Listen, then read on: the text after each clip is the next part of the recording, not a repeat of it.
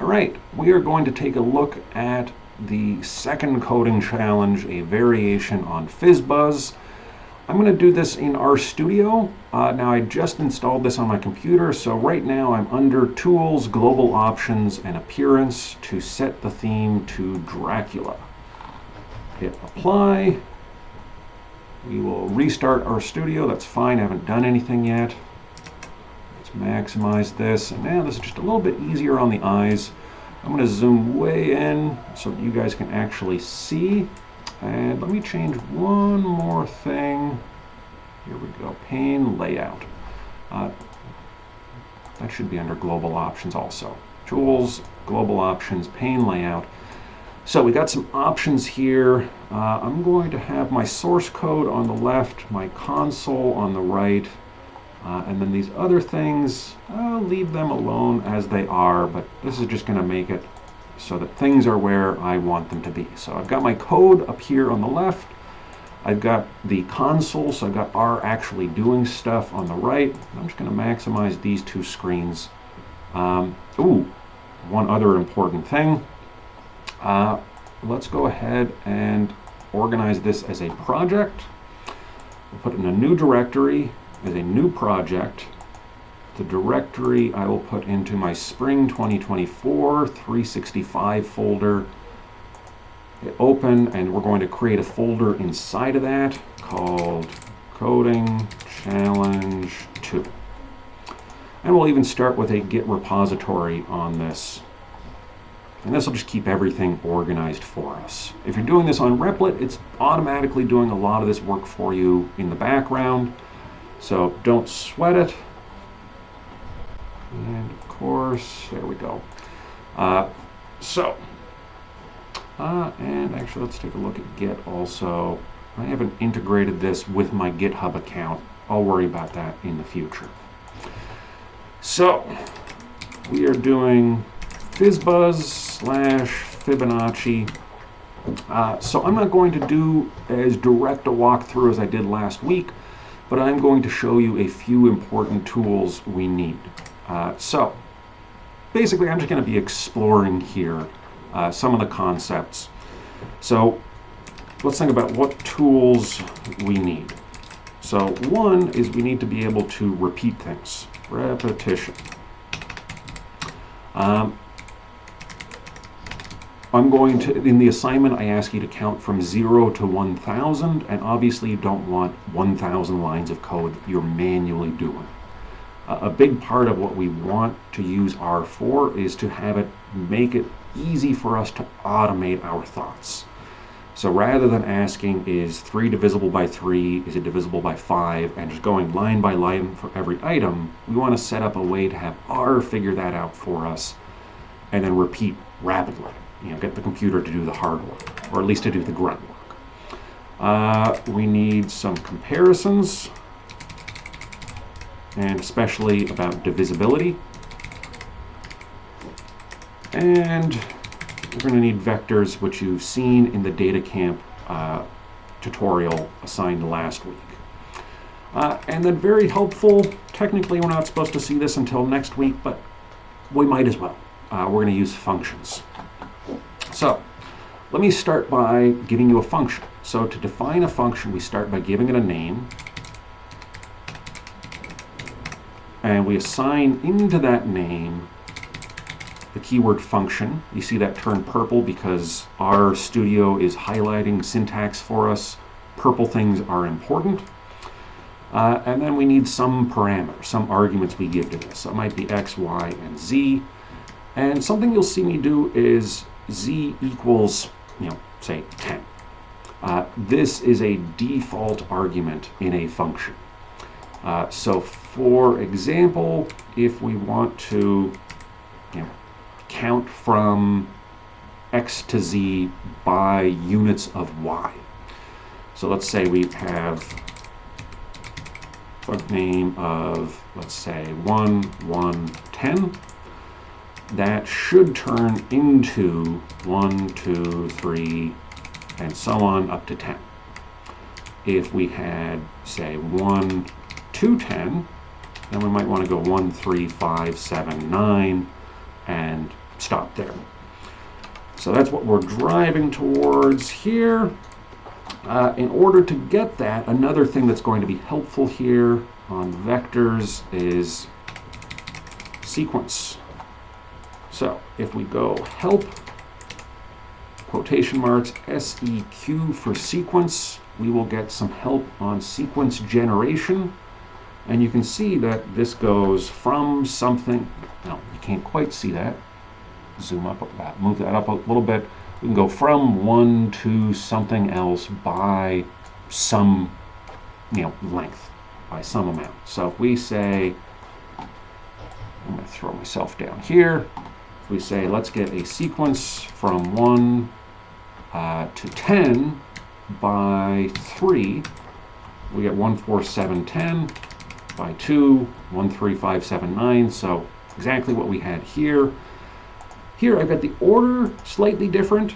So this is a dumb sort of a function to make, but just for the practice of getting a function, we're basically creating a function with a bad name. Func name doesn't tell us what it does, but it's just replacing sequence with a slightly different order, but whatever, right? Sometimes we have to do that. Sometimes it makes our life easier. So we'll do that now. So we want to calculate something. Let's create something called out. We're going to take this thing called out, and that's going to hold our answer. And that answer, in this case, is going to be sequence from X to Z by Y. And here, I'm doing a slightly different thing than I'm doing here. So here when I'm defining the function and I say Z equals 10, what I'm saying is if I don't specify, then we're going to automatically put a 10 in here. So if I said here instead of up to 10, if I just said 1 and 2, it would do the same thing. If I said 1 to 15, well then it's going to have to go further, right? 11, 13, and 15. But if I don't specify, then it's going to go up to 10. In this case, I am specifying that within sequence, I'm specifying that the argument that that function names by is going to take the value of y that we're getting when we call on func name. Like I said, kind of a dumb function to make, and our names are not great. X, Y, and Z is really easy to confuse ourselves. Func name doesn't help us. But the point of this function isn't to actually keep it. It's just to see the functionality of making a function. So within out, we've got this, and let's just go ahead and call func name 1 and 2, and let's see what we get out. So in RStudio, I can hit Control Enter, and it's going to take this block of code, and it's going to run that over here. So now, this is helpful, down here, let me get out of the way again. Down here we've got this environment tab, and now we can see in our environment, on our surface or desktop, we've got this thing called func name that does some stuff. So now if I run this line of code, it will do something with func name. And as you can see, what it did is nothing. It didn't give us an error, that's good, but it didn't spit any output out because, well, we need to return the output. So it's doing stuff inside the function, but we need to be explicit about getting something out. So let's redefine func name, rerun that line, and now we've got what we expect. We can also check what is the result of that with the is function. We get a numeric vector. All right, so we've seen vectors, we've seen some sequence. Let's go ahead and do a little bit of repetition. So let's start by renaming this stuff in our function to be a little bit more useful. Put myself over here. So here, this is really from, y is really by, and z is really to. We can call these whatever we want, but it's just going to be easier to say, let's go from and to by whatever number we put in here. So let's make this a default of 1, and let's make this a default of 0. As you learn more about coding, you'll see different languages think differently about the numbers 1 and 0. It's kind of a slightly weird thing. So R, we do what we call indexing from 1. So we call this X. We've got this value, this integer vector holding 1, 2, 3, 4 up to 10. And if we ask what is element 1 of that, it's going to be number 1. In other languages, we would ask what is the 0th element and expect to get number 1. In this case, we get this nothingness because there's no such element as item number 0 in this vector in R. If we were doing this with Python, we would have an element 0. That would be the first item would be 0. Don't worry about that right now. If that confuses you, just forget about it. You'll cross that bridge when you need to. All right, so we've got better names. Out, I think, is a good name for a thing that you're going to spit out of the function, and we return that here. We can be a little more concise. We can just call that out, and by default, the last line in a function will be returned. Here, that last line is assigning something to this thing called out that exists within the function, but not within our larger workspace. We'll talk about scope later in class. So if we do it like this, we'll get the same basic result, but it's going to be a lot easier for us to understand what's going on. So let's rename the function also. Let's just call this mySeq for my sequence. And there we go, and it's doing the same thing. And now the code is just easier for you and me as humans to read. Right? We can kind of follow the logic a little bit easier. Using generic things like X and Y is easy to type, it's easy to get the code down into your script, but it's hard to remember what everything does, and it's hard to fix your work, which you will always have to do. You're always going to make errors that you have to fix later, and it's just going to be easier to do that if you name stuff right. All right. And there's a lot of different philosophies on that we're not going to touch on right now, because it's already been 12 minutes and we haven't even gotten into, well, we've gotten into stuff, but we haven't gotten far. Well, actually, we have gotten far. Celebrate. We've gotten some important stuff. So, we've seen functions, we've seen vectors, we've seen the sequence. Check comparisons and divisibility in just a second. Let's start with repetition. So, there are different ways to repeat things. So a popular way, well, let's say an old school, but not necessarily popular way, is repeat. And sometimes you do this where you start getting stuff into the console and it keeps expecting something else. We keep getting this little plus sign saying it doesn't know what's going on. Normally Control-C or Control-D will get you out of that. I don't know why it didn't work for me, but eventually I got my way out of here. Sometimes that happens, even when you've been doing this for more than a decade. Okay, control flow. Hey, this is good. This is essentially what we're trying to learn this week. We are controlling the flow of the logic going through R. And the way it does that is we give it a script or a program. This, actually, we should name. So we'll call it main.r. That's a good enough thing as long as it's in a separate folder from different projects. Main.r will do the trick. So when we run main.r, R is going to look line by line. Here it sees a comment code, so it doesn't do anything. Here there's nothing, so it doesn't do anything. Again, comment, comment, comment. Finally it gets down to here where it does something, and in this case it makes our mySequence function. And then we got rid of that line, but you know, whatever, right? We got what we need, right? In this case, it's a very simple script, right? It's not doing very much. But let's get a little bit of repetition in here. So one way to do that is to say repeat. And if you just ask it to repeat, let's go ahead and check out an infinite loop.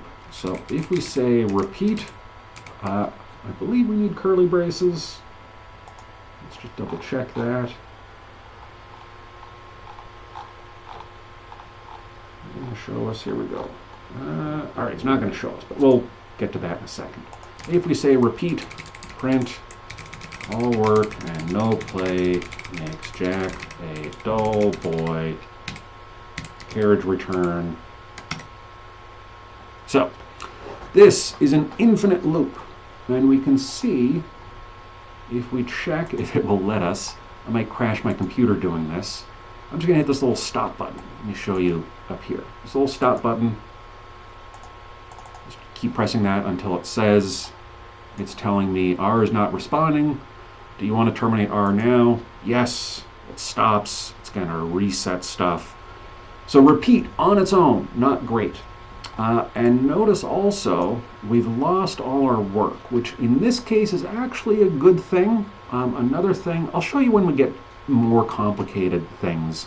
But basically I had that my function cluttering up my environment, which isn't a big deal right now, but it just makes it harder to fix things. So it's good to keep your workspace clear. So when you create my function and you don't want to continue to use it, then you can say rm for remove my func, and that will get rid of it. In this case it doesn't exist, so let's just say my func is the number 1. Remove my func gets rid of that, and then that's just one less thing that we have to sift through when we're fixing our code. Right now there's not much to fix, but as your projects get more complicated, hygiene matters more, right? Tidying things up becomes more valuable. All right, so let's do some repetition. So repeat, not a great way to do that. Basically, you need to have a block of code, and in that block of code, you have some condition to check that will end your loop. Other ways to do this, the most popular is probably the for loop. And then another one is a while loop. While some condition is true, keep repeating. Repeat is like a while loop without an exit strategy, and a for loop is going to repeat something for some set of things that you're concerned with. So I'll do each as long as we're here. So let's say for I in 1 to 10, print I. Very simple. When we run that, it's just going to go through. It's going to look at this vector from 1 to 10, and it's going to go through item by item. So it takes the first one, and it says I is going to take a value of 1. We're going to print whatever I is, which is 2.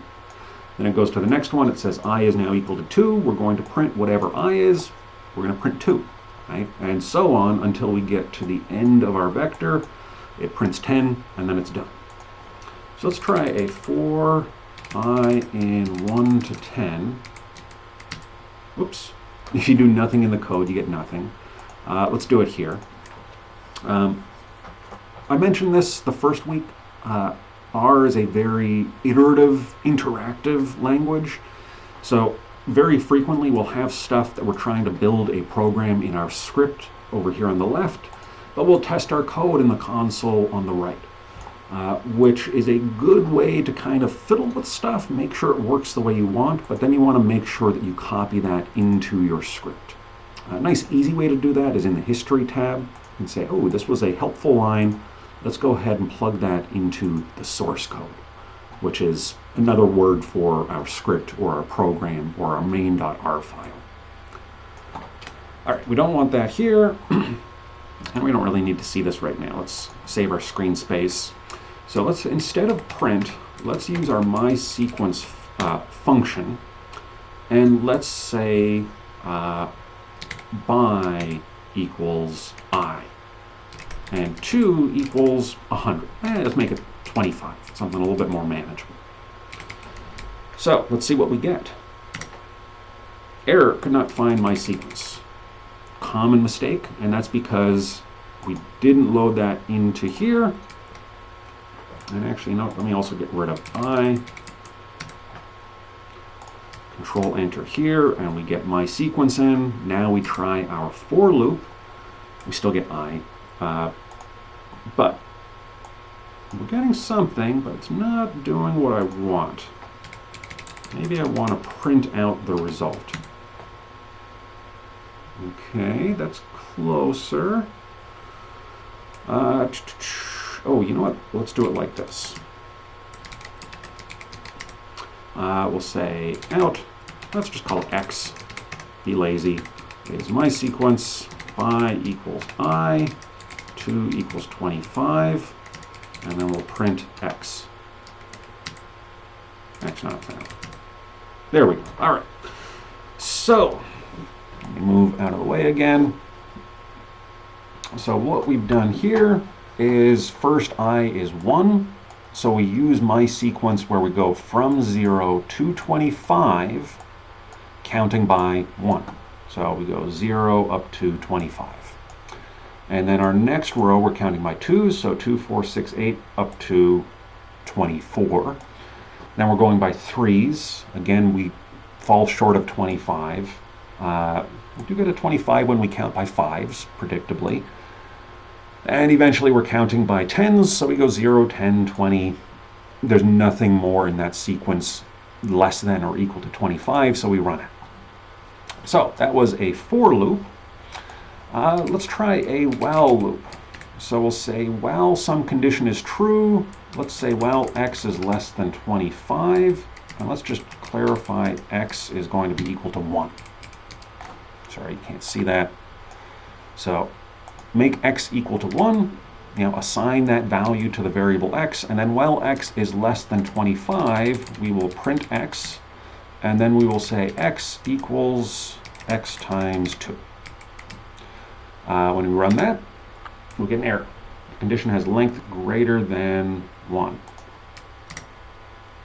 I think what was going on was x was a sequence. It was 0, 10, 20. So explicitly tell R, all right, make x actually equal to 1. Now we run the loop, and initially x is 1, it runs the loop again, then it's 2, it runs it again, then it's 4, then 8, then 16, it runs it again. Then x should be 32. It is, and since 32 is not less than 25, it doesn't execute this code, then goes on to whatever we've got here. So let's reset that. X is 1. We'll do the loop, and when we're done the loop, we can print done the loop. So R, looking at this script, would define this function. It would go through this for loop. It would redefine x. It'll do this while loop, and then it'll print done, and then our program is finished executing. All right, so we've seen repetition, we've seen vectors and sequence, we've seen functions. Now let's do a little bit of comparison. Now we have actually done the easiest bit of comparison, comparing the value of x to some number. So we can say x is 32. We can ask, is x less than 60? It is. Is x greater than 60? It is not. To check is x equal to 60, we do a double equals. So equals once is going to redefine x to be 60. Equals twice is going to ask, is x equal to 60? Which it is now because we reset it. If we say x is 32 or 31, and then ask, is 31 equal to 6? Predictably, it's going to be false.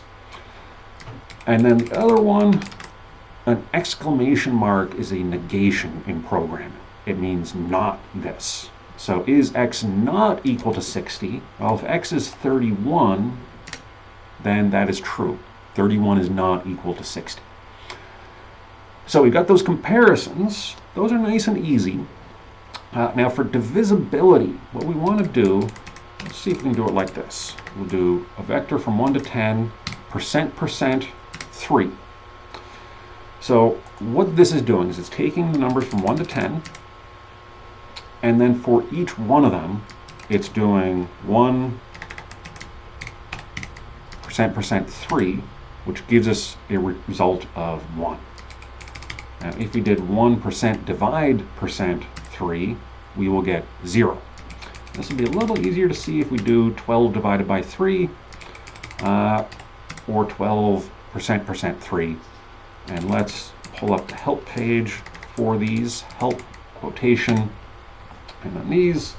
So these are our arithmetic operators. In this case, these last two have to do with integer division. So if we say divide 15 by 4, we get 3.75. If we do 15 divide by 4 with the percent signs, we get 3. We take out the division, we also get 3. In this case, it's the remainder. So 4 times 3 is 12, plus 3 is 15. Let's try 14 divided by 4 is 3.5. Integer divided by 4, so not taking the decimal portion, just whole numbers. We're going to get 3, right? 3 times 4 gives us 12. So we should get 2 for this as the remainder. Cool. Now these two are things, this is a helpful learning point here. I kind of have those memorized in the back of my head, but realistically I just want to fiddle with them before I commit to putting them in my code, because I don't trust my memory well enough, right? Some things you do often enough that you just know it, you don't need to double check. These things I don't do often enough, so I want to double check, and so going to the help file helps, but especially just trying some different numbers. And when I did 15 and I got 3 in both cases, it's just a little easier to try a different number to make sure you're getting different numbers and you have a better sense of what operator is doing what.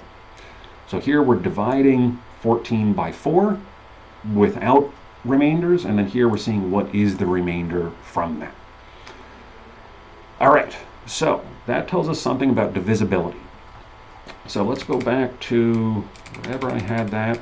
There we go. The up arrow or down arrow will take you through your history. So 1 to 10, check the remainder with 3. So 1 divided by 3 gives a remainder of 1.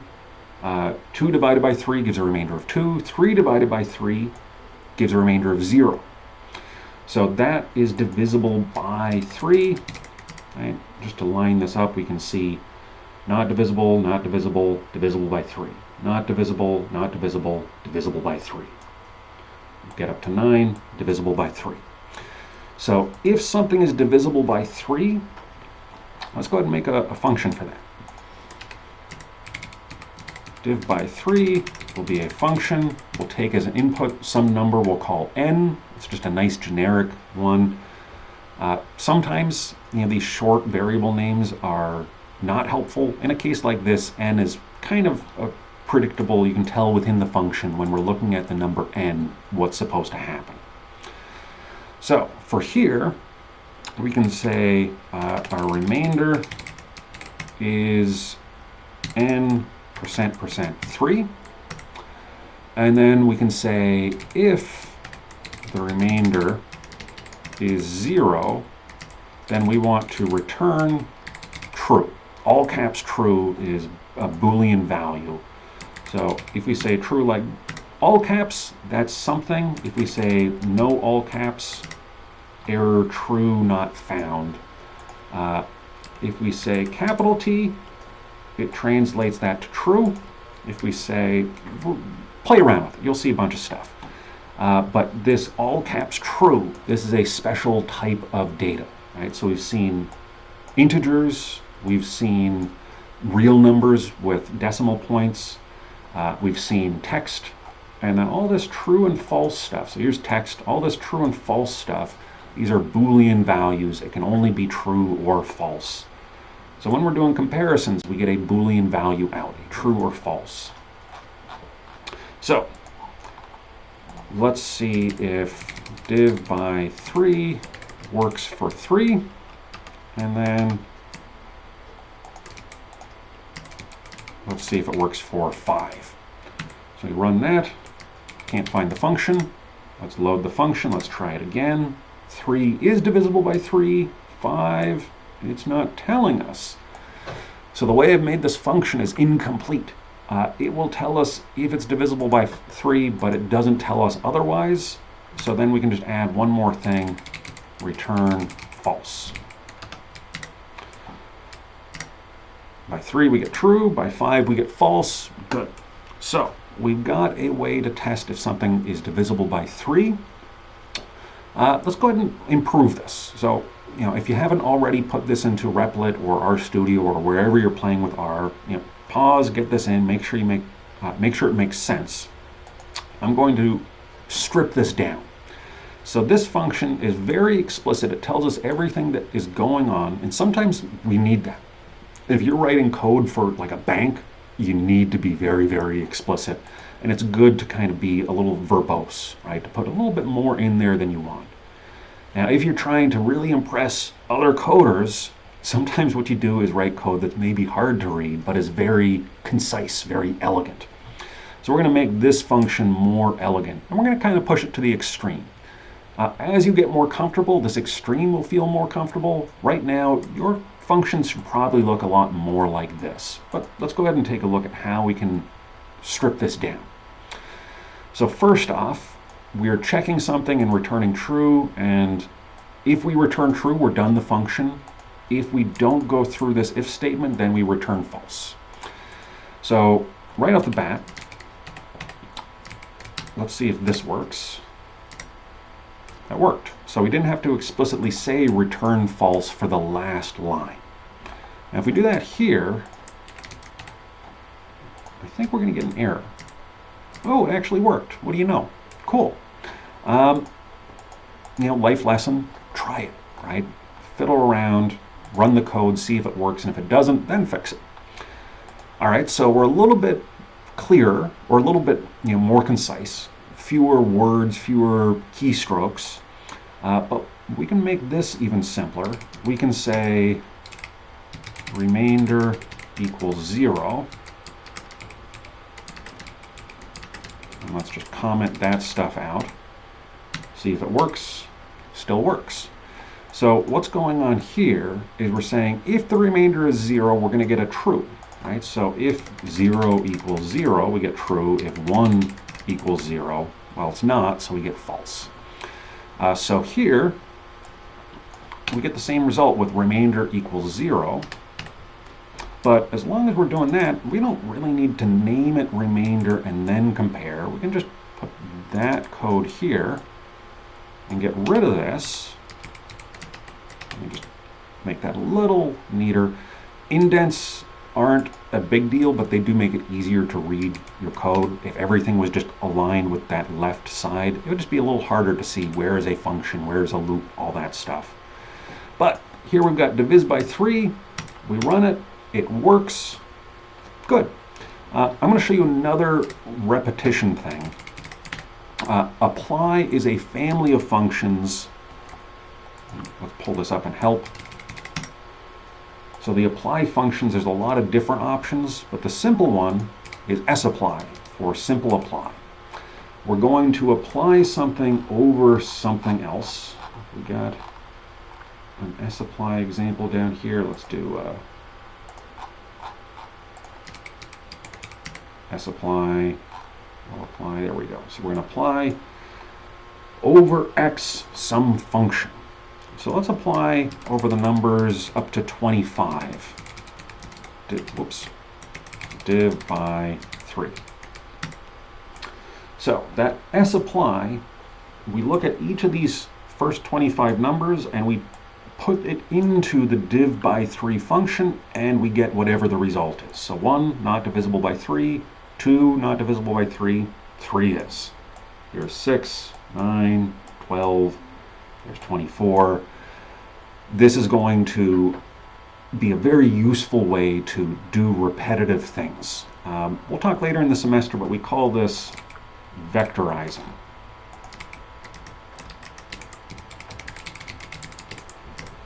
So rather than use a traditional for loop, which is a good thing to do when you're learning, but is not a high performance way to do a loop, the apply functions will run faster. Now, when you're doing 25 things, it doesn't really matter. It's going to be a difference between, 1/100th of a second and 1,000th of a second. But if you're doing something on 1,000,000 things, then that really matters. So don't sweat it, but be aware there's this family of functions, the apply family, and that's how you really prove yourself to other R programmers. If you get a job interview at an R shop, they want you to be a data scientist, and they say, we work with R, they're going to do things like ask you to do something using the apply function to prove that you're a real R coder. They might not actually do that, but we'll see more of this throughout the semester as a way to improve the performance of your code. All right, so we have got some repetition. We've seen a few repetition tools, we've got comparisons, we've checked divisibility, we've got vectors, we've got sequence, and we can wrap this all up into functions. So back to Fizzbuzz and Fizzbonacci. Is that going to work? Control-Shift-C comments out a block of stuff. So we don't really need this stuff anymore. I'm actually going to also get rid of everything in the environment right now, just to tidy up my workspace. This is something that I like to put way at the top of a script, especially when it's a single script project. So here we're going to do all our work in main.r, and what this means is when we run this script, it's going to start by clearing everything out. So if, for example, I have three, whatever, right? If I had x equals 5, and x equals 5 is some important thing, that's some thing to know, and I've got x divided by 5. If I run this script, if I run x divided by 5, I get an output, and maybe that's what I'm expecting to get. But if I run the whole script, what it's going to do, or what it should do, source, sorry, run was for line, source is to run the whole script. So we hit source, it deletes everything, and then it tries to divide x by 5, but x can't be found because it doesn't exist. So maybe we solved some problem we needed to solve on the console being interactive, but when we send our script off to our coworkers or our people we're doing a research project with or whatever, we need to make sure we've got that solution in the code itself. So this line up here just gives a little bit of self-discipline. It forces you to make sure that everything you think you've got is actually in the script. So we run the script, it doesn't work because we didn't define x. Now we need to say x equals 5 in here. Control-Shift-Enter, I think, is what will do that. Control-Shift-Enter runs the whole thing, and this time it worked. Good. All right. Or the run button on Replit, same basic deal. Having this at the top, especially when your projects get more complicated, is helpful. All right. And then I'm going to do this later, but it is a good idea to clear out the commented stuff once you don't need it. All right, so I want to do Fizzbuzz / Fibonacci. I'm going to go ahead and get the Fibonacci numbers first. So let's calculate Fibonacci numbers. And the rest I think you'll be able to figure out on your own, but if you have troubles, bring it to class. That's why we meet in person. So the Fibonacci numbers. This is a classic sequence that starts 0, 1, 1, 2, 3, 5, 8, 13, and so on. And the way it works is Fibonacci number n is equal to Fibonacci number n minus 1 plus Fibonacci n minus 2. So we start with 0 and 1, and then we've got 0 plus 1 equals 1. Then we have 1 plus 1 equals 2. Then we have 1 plus 2 equals 3. 3 plus 2 equals 5. 5 plus 3 equals 8, and so on. That's how we build up this sequence. So we're going to use a function to calculate this, but we're going to store it in a vector. So let's go Fibonacci numbers. I'm going to initially use numeric 1000. So we look in our environment, that's just a whole bunch of zeros, but we've got 1,000 of them. We're going to replace each of those. So we will say, obviously, the first one is going to be equal to 0. The second one is going to be equal to 1.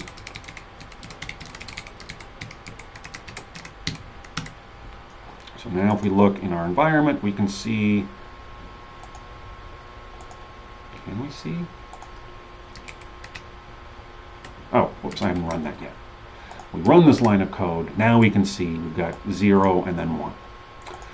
So now let's use a for loop. This is a natural place for a for loop. So we'll say for f in, let's go 3 to 1,000. So we've already done 1, we've already done 2, we can skip those. So now we can just say Fibonacci numbers, item number F is going to equal Fibonacci numbers F minus 1 plus Fibonacci numbers F minus 2. All right. A couple things you might make a silly mistake on, and you're going to make a lot of these when you start. You might accidentally put Fibonacci number here. That's something that, as I was typing, my brain said, we want to say the Fibonacci number F is this, but we have to refer to the vector. R doesn't understand English. As far as R is concerned, this is just some sequence of zeros and ones in the background that we've told it to treat specially. But it doesn't understand. If we change this to capital F or G or anything else, it doesn't understand that that means something to us. It's just a different label. And as far as R is concerned, a different label means it's something else entirely, which might not exist and we might get an error. So here we shouldn't have any errors, so let's try this. We run this for loop, and we got 0, 1, 1, 2, 3, 5, 8, 13, 21, 34. Looks like it worked. Did what we were supposed to do. In this case, it didn't take too long. It was real fast. This is a pretty old computer, but seemed to have done the trick. So now we've got this sequence of Fibonacci numbers. Let me remove this item X. We're not supposed to have that. F is just left over after here. That's this F. Once we get to item 1000, we're left with F is 1000. But we've got some Fibonacci numbers. So now, one of the parts of the assignment is I want you to count from 0 to 1000, and anytime you get a number that is a Fibonacci number, then you replace it. So let's just do this with a for loop. We'll say for some item, we'll call it item explicitly, for item in from 0 to 1000. And now, one last tool, we want if the item, I should put this in parentheses, if the item is in parentheses, percentage in percentage, if this is in Fibonacci numbers, then we know that this item is a Fibonacci number. So let's just say print Fib. And then we can say else print item. So we run that, and we can see we got a Fibonacci number here. Most of these are not Fibonacci numbers. Scroll way up, and we've got 0 is fib, 1 is fib, 1 is fib. 0, 1, 2, 3, 4 is not a Fibonacci number. Right? Long story short, we've done the Fibonacci part of that counting. So to complete this assignment, you need to build out a little bit more. So you need to check if things are divisible by 3, in which case replace them with fizz. Check if they're divisible by 5, replace with buzz. See if multiple conditions apply, in which case you might do fib, fizz, buzz. 15 isn't a Fibonacci number, but let's pretend for a second it was. Then we would want fib, fizz, buzz. And actually, what we might be curious about after this is how many numbers do qualify as fizz, buzz, and also fib. So let's try a slightly different approach. Call this nums, will be from 0 to 1000. And then we can say, let's do an sapply again. So sapply to the nums, let's make sure we get that into our environment. And we'll say, now, do I want to show you guys an anonymous function right now? We'll skip this. I've shown you a lot of stuff already, and we don't need to overwhelm you. But let's do for n in nums. Let's say if n is in the Fibonacci numbers, if it's in the Fibonacci numbers, then we will also check if, percentage, notice that little X caught an error there. So if got this. If n is in a Fibonacci number, then we will also check if n is divisible by 3. And then if n is also divisible by 5, then we'll print n. And otherwise, we'll do nothing. So let's see what numbers we get. 0. 0 is divisible by 3. It's divisible by 5.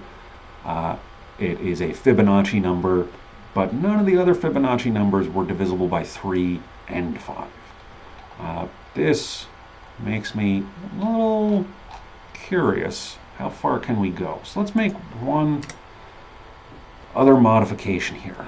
We'll call this count 2, and we will Control F and replace every instance of 1000 with count 2. We will replace all, and we'll run our code again. Object count 2 not found. Oh, whoops. Count 2 needs a value. So let's say count 2 is going to be